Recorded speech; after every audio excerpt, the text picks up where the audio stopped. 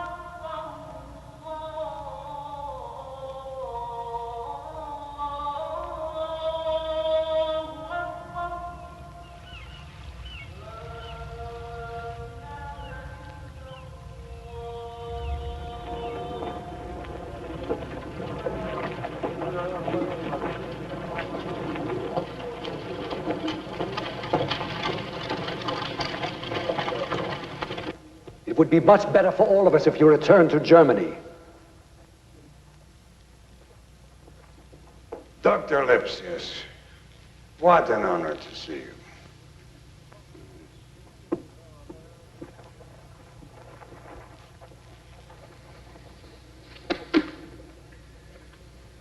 What did that German fool want? He was the same old bore.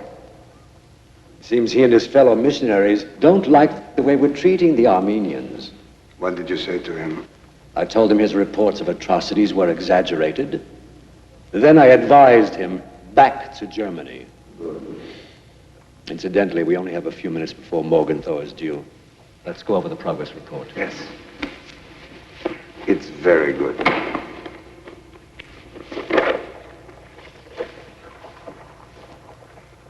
In Sebastia, the entire population is on its way out. Also, those from Harpert are being marched down the Euphrates River now. But our biggest successes have been in Karin, Mush, and Zeytun. All Armenians from those areas have been totally relocated. Relocated. By April, no one will remember what an Armenian is or even care.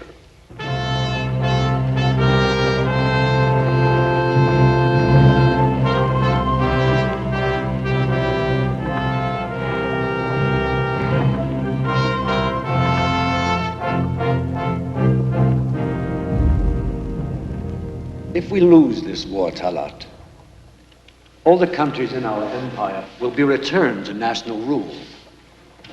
The Armenians will want their country back just like all the others. If that happens, we lose the entire eastern third of Asia Minor. The Germans can't afford to let that happen, Enver Pasha. They provide us with too much money and equipment for us to lose. Some Germans are calling us the sick man of Europe. Let them call us what they want. They know damn well, as long as we control the Dardanelles, they need us. It's more than we need them.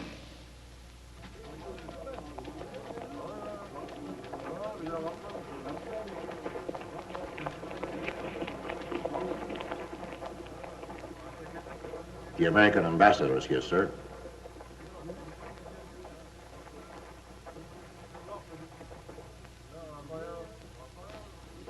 We appreciate this visit, Mr. Morgenthau. It's an honor to have such an illustrious guest. Can we dispense with the formalities, sir? Certainly.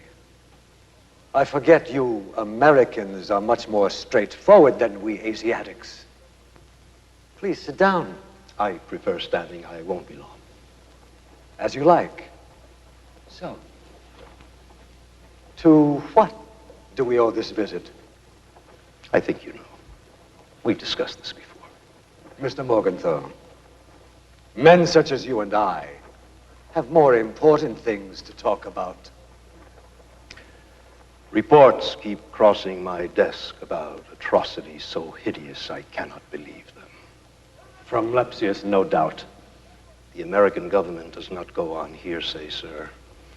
These verified reports claim that over 1 million Armenians have been murdered and thousands more die daily. Minister of the Interior, I must protest. Your accusations are outrageous. And you're meddling in the internal affairs of our country. This Armenian situation is a simple matter of relocation for their safety until the war is over. There has been absolutely no undue harshness. No undue harshness. Well, this just fell into our hands.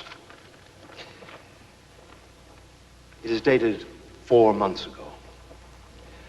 To all military leaders and governors, in the event that we must forge a new alliance with our Turkish brothers to the east, the Armenians and their country will stand in our way. That problem must be eliminated. Therefore, the deportation of the entire Armenian population is justified, and all resistance must be punished by death. Signed, Enver Bey, Minister of War, Talat Pasha, Minister of the Interior.